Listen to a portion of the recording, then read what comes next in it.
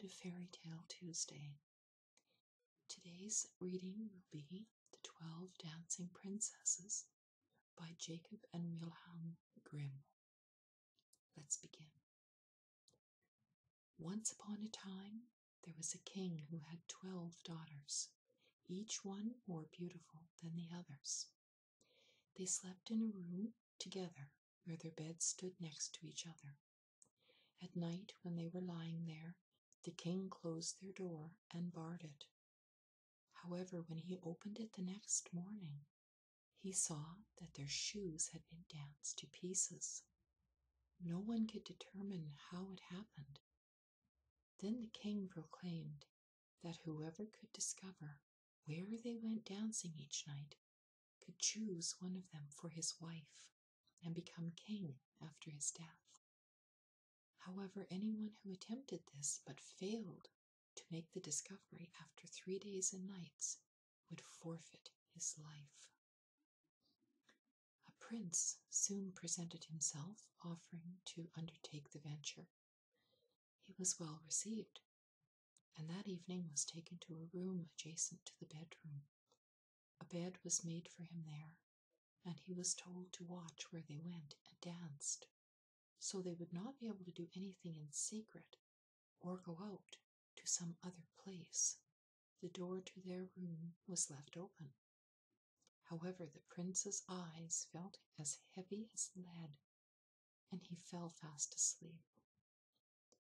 When he awoke the next morning, the 12 had been dancing, for their shoes all had holes in the soles. The same thing happened the second and the third evenings, and his head was chopped off without mercy. Many others came to try this risky venture, but they too all lost their lives.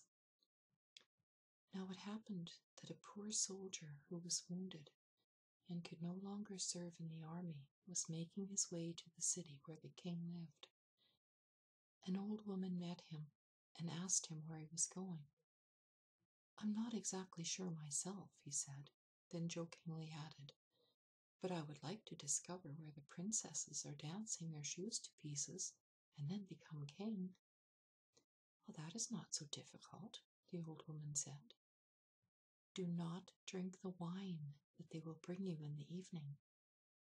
And then she gave him a cloak and said, "When you put this on, you will become invisible and you can follow the 12. Having received this good advice, the soldier became serious, took heart, and went to the king and announced himself as a suitor. He, like the others, was well received and was given royal clothes to wear. That evening at bedtime, he was escorted to the anteroom. Just as he was going to bed, the oldest princess brought him a goblet of wine. However, he had tied a sponge beneath his chin and let the wine run into it, drinking not a single drop himself. He lay down, and after a little while began to snore as if he were in the deepest sleep. The 12 princesses heard him and laughed. The oldest one said he could have spared his life as well. Then they got up, opened their wardrobes, chests and closets, and took out their best clothes. They made themselves beautiful in front of their mirrors, all the time jumping about in anticipation of the dance. Only the youngest one said, "I'm not sure. You are all very happy, but I'm afraid that something bad is going to happen." "You snow goose," said the oldest one, "you're always afraid. Have you forgotten how many princes have been here for nothing? I wouldn't have even had to give this soldier a sleeping potion. He never would have woken up." When they were ready, they first approached the soldier, but he did not move at all. And as soon as they thought it was safe, the oldest one went to her bed and knocked on it. It immediately sank beneath the floor, and they all climbed down through the opening, one after the other, the oldest one leading the way. The soldier saw everything, and without hesitating he put the cloak on and followed after the youngest one. Halfway down the stairs, he stepped on her dress. Frightened, she called out, "Who's there? Who's holding my dress?" "Don't be so stupid," said the oldest one. "You just caught yourself on a hook." They continued until they came to a magnificent walkway between rows of trees. Their leaves were all made of silver, and they shone and glistened. The soldier thought to himself, "You'd better take some proof," and he broke off a twig.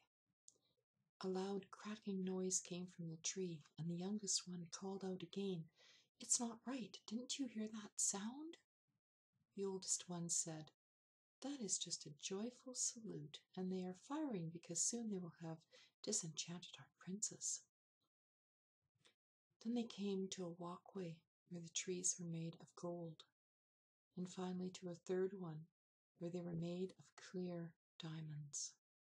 He broke a twig from each of these.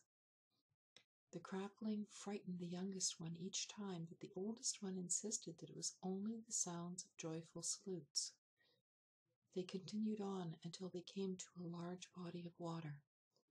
12 boats were there, and each boat there sat a handsome prince waiting for them. Each prince took a princess into his boat. The soldier sat next to the youngest princess, and her prince said, "I don't know why the boat is so much heavier today. I have to row with all my strength in order to make it go." "It must be the warm weather," said the youngest princess. "It's too hot for me as well." On the other side of the water, there was a beautiful, brightly illuminated castle. Joyful music, kettle drums, and trumpets sounded forth. They rowed over and went inside. Each prince danced with his princess. The invisible soldier danced along as well, and whenever a princess held up a goblet of wine, he drank it empty as she lifted it to her mouth. This always frightened the youngest one, but the oldest one silenced her every time. They danced there until 3 o'clock the next morning, when their shoes were danced to pieces and they had to stop. The prince rowed them back across the water. This time the soldier took a seat next to the oldest princess in the lead boat. They took leave from their princes on the bank and promised to come back the next night. When they were on the steps, the soldier ran ahead and got into bed. When the 12 tired princesses came in slowly, he was again snoring so loudly that they could all hear him. "We are safe from him," they said, and they took off their beautiful clothes and put them away, placed their worn-out shoes under their beds, and went to bed. The next morning the soldier said nothing, for he wanted to see the amazing thing once again. He went along the second and the third nights, and everything happened as before. Each time they danced until their shoes were in pieces. The third time he also took along a goblet as a piece of evidence. The hour came when he was ready to give his answer, and he brought the 3 twigs and the goblet before the king. The 12 princesses stood behind the door and listened to what he had to say.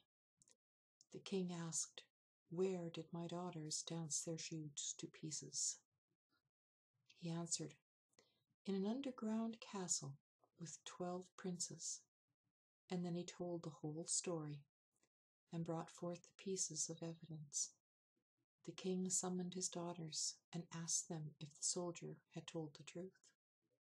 Seeing as they had been betrayed and their denials did no good, they had to admit to everything. Then the king asked him which one he wanted for a wife. He answered, "I myself am no longer young, so give me the oldest one." Their wedding was held the same day, and the kingdom was promised to him following the king's death. This has been the story of the 12 Dancing Princesses by the Brothers Grimm.